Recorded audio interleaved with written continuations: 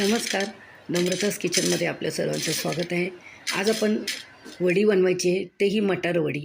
तर त्यासाठी अगोदर आपल्याला एक मसाला वाटायचा आहे. त्यात मी 1 टेबलस्पून जिरे, 10-12 लसूण पाकळ्या आणि 4 हिरव्या मिरच्या घेतल्यात. त्या वाटून घ्यायच्या आहेत आणि अर्धी वाटी घेतलेले आहे मी मटार, तेही मी जाडसर वाटून घेतलेलं आहे.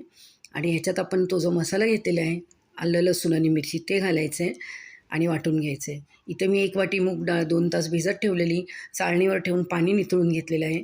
तर मिक्सरमध्ये ती डाळ घ्यायची आहे आणि आपण मटार आणि हिरवी मिरची जी वाटून घेतली आहे, ते सर्व पेस्ट ह्याच्यात घालायची आहे आणि ह्याला आपल्याला चांगलं फिरून घ्यायचं आहे. थोडंसं जाडसरच ठेवायचं आहे, पाणी वगैरे घालू नका. आता ह्याच्यात चवीप्रमाणे मीठ घालूया व परत एकदा मिक्स करून घेऊया. ताटाला मी इथे तेल लावून घेतलेलं आहे आणि आता आपण ह्याची वडी करून घेऊया.